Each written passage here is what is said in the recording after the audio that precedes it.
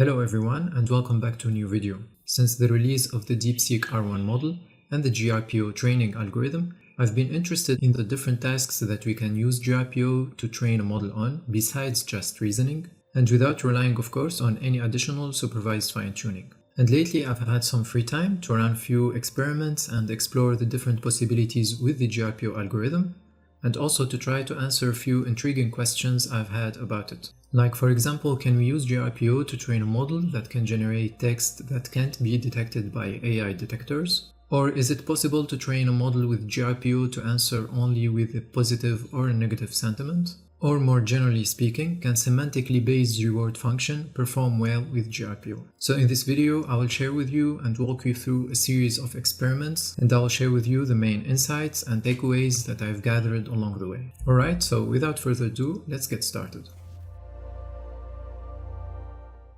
Now, if you're familiar with the GRPO training algorithm, you know that it was first used in the DeepSeek math model to train a model for mathematical reasoning. And as I shared with you in my previous video about GRPO, we can reproduce that model or similar version at least by using mainly two types of reward functions.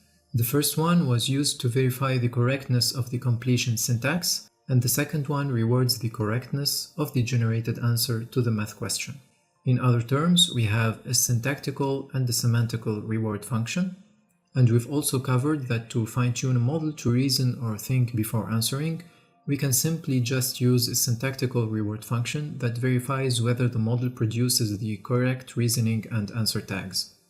Now, most of the GRPO training examples that I could find on the internet are either using syntactical reward functions or simple semantical ones like verifying whether the generated code runs or not, or the generated answer is correct or not, and so on and so forth.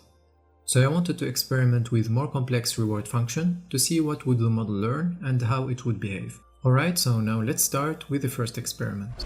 So in the first experiment, I tried training a model to generate text that can't be predicted by AI detectors. For that, I decided to use a modern BERT classifier as a reward model. So I fine-tuned the modern BERT base model on a 40K dataset for the task of AI detection using LoRa with a rank of 16. So here we have the notebook on Kaggle, and as usual, you can find all the notebooks on my GitHub. So as usual, first we load and pre-process the dataset. Then we load the model and set the LoRa config. And here I've created a custom metrics computing function to compute and log all the relevant metrics during training. And finally we set the training algorithm and we start training. And as you can see here, the model achieved great performance on this dataset. So I took that model and used it in a reward function for GRPO training.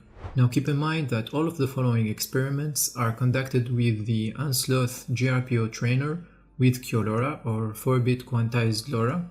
And the model themselves are also loaded in 4-bit mode.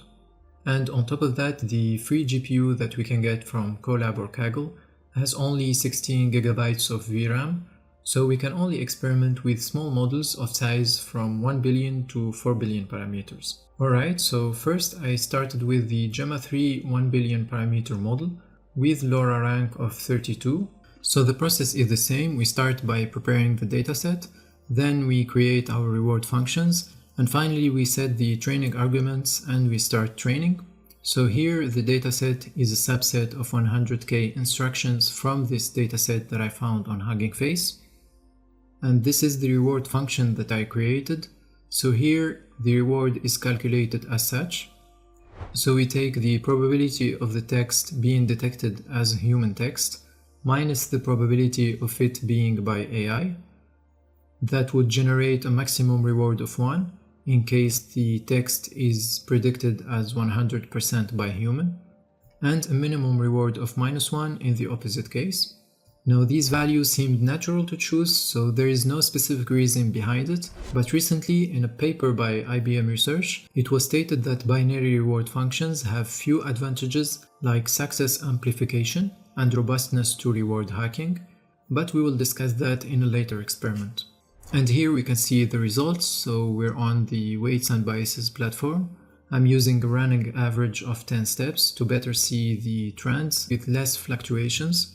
And actually the fluctuations we see in the loss and reward curves are due to the fact that we're using a small number of generation and a gradient accumulation step of 1, and that's the best we can do with the free hardware.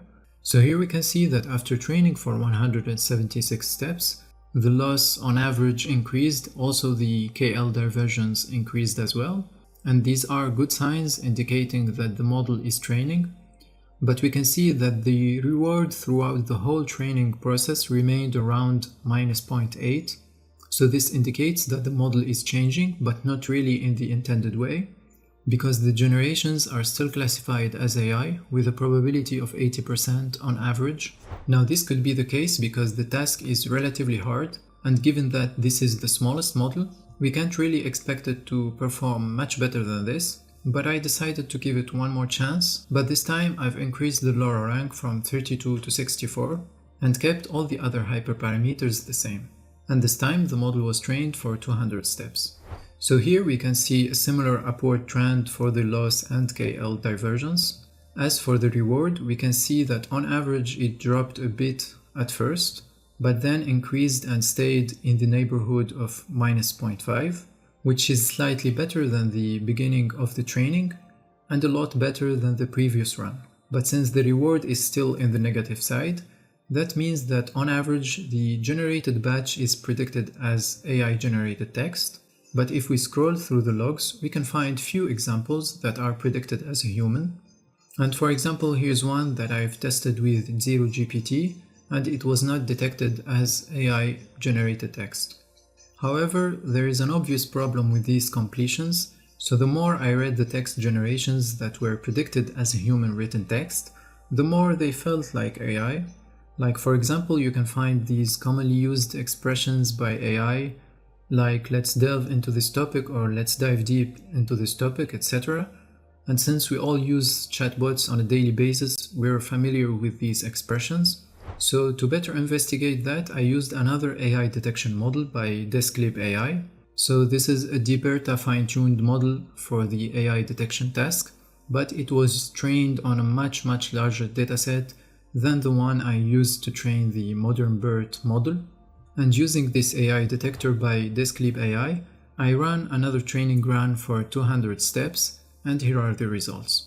Now you can see that this new reward model wasn't allowing any half-baked responses to pass, so I said probably if we allow the model to reason before answering, that way it could generate an answer that would be less AI-like. So for that I used the usual reward functions for reasoning, and I adjusted the system prompt, and I launched another training run for 200 steps. However, I stopped it just after 60 steps, because well, as you can see, the model lost it. So apparently for such small sized and quantized model, 2 tasks at the same time were too much to ask.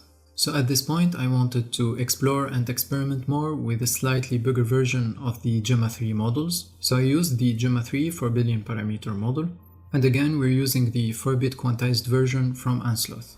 Now with the 4 billion parameter model I used the same hyperparameters except for the batch size and number of generation, which I decreased to only 2, and that's to avoid the CUDA out of memory error. And of course, with such small values, we expect the training to be less stable and slower in terms of reaching a certain level of performance. I've also increased the reward for the desired response, so the maximum reward value now is 4, and the minimum value is still -1, and I landed on these values after a few short training trials that I did. Now for the first full training run with this model, I removed the reasoning task and reverted to using the modern BERT reward model to see the performance. And here are the results after training the model for 200 steps. So first we can see that the values of the reward function stayed close to 2, meaning that the generated text during training had on average a probability close to 0.6 of being by a human. And that's a significant improvement on the 1 billion parameter model. However, the issue is that the model performance did not really improve during training, because we can see that even at the first steps, the reward function is close to 2, and the evolution of the loss and KL divergence curves clearly show that. So the loss improved a little bit at first, which coincides with this dip in the reward function curve. So basically this indicates that the model wasn't training properly, and in the logs we can see the apparent cause of this problem. So from the early training steps, the model was trying to hack the reward, and this concept of reward hacking is common in reinforcement learning, and if you're interested, you can find more information about it in this great blog post. But basically this term describes the behavior of the trained model where it tries to increase the expected reward in an undesirable way. And it is mostly due to the use of non-accurate or complicated reward functions. And as we can see here, the model found out early during training that a meaningless repetition of words, expressions, and punctuations were rewarded positively, so it was incentivized to continue behaving that way. And after manually testing the modern BERT classifier with various variations of such meaningless text, I found out that the classifier would always predict such text to be by a human with probability close to the value 0.6, and that's a number we've seen in the training process before. So once again, I reverted to using the DeskLib AI detector, and this model predicted hallucinated and nonsensical text as AI 100% of the time.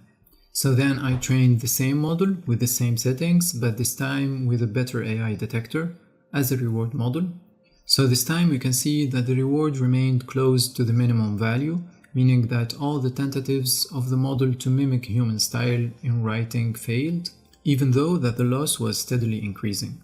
But at least this time the model didn't spam meaningless text all the time, although we can see in the logs that it tried to do that here and there.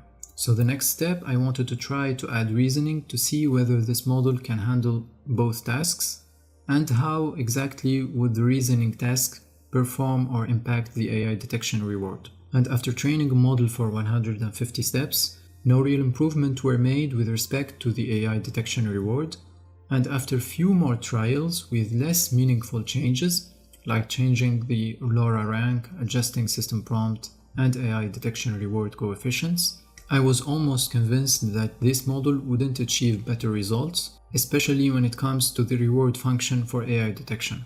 And to be more sure, I decided to try even bigger models on this task, and for that I conducted 2 trials, one with the Gemma 27 billion parameter model, and the other one with Qwen 32 billion parameter model. And I used similar training settings, so using the 4-bit quantized version with QLoRa. So first I trained the Gemma 3 27 billion parameter model for a few steps on a rented H100 GPU with 80 GB of VRAM. I used a much bigger batch size with a higher number of generation. Now I forgot to log the training with the weights and biases platform, but surprisingly the AI detection reward was still at the minimum value for the first 46 steps of training. Then I changed the model to Qwen 32 billion parameter model, and the results were quite similar. Alright, so since even these models were struggling with this task, it appears that just by using a combination of an AI detector as a reward model, and a system prompt indicating that the model should respond in a human-like style, is insufficient enough to incentivize the trained model in the right direction to generate human-like text. So I moved on to the second experiment with semantically based reward functions. I thought that since the first task was pretty hard, then maybe if I try a much simpler task that is easier for the model to understand, then maybe the model can achieve better results. Alright, so for the second task, I wanted to train a model to only respond using a negative tone or a negative sentiment. So for that I used the sentiment classifier from Hugging Face by Clap AI, and I changed the system prompt accordingly. As for the reward functions, I used the same formula, except this time we have the probability of a text being negative instead of it being generated by AI or by a human. And for the first proper training run, I kept the reasoning task, so the model was trained to reason then respond, and the model was trained for 100 steps. So here are the metrics and the results. So the syntax reward increased on average and reached a medium performance level. Basically, on average, one of the 2 generated completions had the correct formatting, but the sentiment reward function didn't improve as much as expected, and in the logs we can notice that the model was hacking the reward by generating very short responses. So in the second run, I added the response length constraint in the reward function. And after training the model for 200 steps this time, we can clearly see a great improvement in the results with respect to the evolution of the sentiment rewards, while the reasoning rewards stayed at the same level. And this improvement in the reward values also went hand in hand with the increase of the loss and KL divergence. Now in the logs we can see that the model is responding with a negative tone. So such results from a small model were very satisfactory for me, but don't forget that we're training the model on two tasks at the same time, reasoning and negative responses. So I wondered what would the model performance be if we train the model only to respond negatively without reasoning. So here are the results after training the model for 200 steps. So as we can clearly see that the performance was very low, it is actually lower than all the training runs for this experiment. So clearly allowing the model to reason helped it perform much better on the negative tone task. And that's really an interesting thing to find out. Now I was almost done with these experiments, but I had in mind one last variation that I wanted to test and try, and that is using a binary reward function. So as I told you at the beginning of this video, I read in this paper by IBM Research that the use of a binary reward function can effectively amplify the probability of success of a policy, and that this kind of rewards are found to be more robust against issues like reward hacking. So I wanted to conduct a final training run to test these claims in the current experiment settings. So I changed the reward formula from linear to binary, and here you can see the results. They were not as expected to be, to say the least. So clearly a binary reward function doesn't work well with this task in this current settings. Probably if it was a syntactical task or a coding task, a binary reward function would perform much better. But in that case, naturally the reward function would reflect a correctness reward, so a binary value like true or false or 0 or 1 would make much more sense. Alright, so this is all I wanted to share with you. I hope that you have learned few useful things from this video. And before I go, here are my takeaways and insights from these experiments. First, LLM can learn syntactical behavior more easily than semantical ones. And of course, we're talking about training with GRPO. Second, the easier the semantical task for the base model that you're gonna fine-tune, the easier it is to fine-tune it on. The third one, models have a tendency to reward hacking, so always train for a few steps and adjust the reward functions accordingly. Always start with simple reward formulas and improve on that using trial and error. System prompts have great impact on the model performance with GRPO, so they must be written carefully with a clear and concise description of the task. Small LLMs achieve their best performance within the first 100-150 steps, then their performance either stays the same or degrade. And finally, binary reward functions are not always superior to other ones. Alright, so that's it for this video and see you in the next one.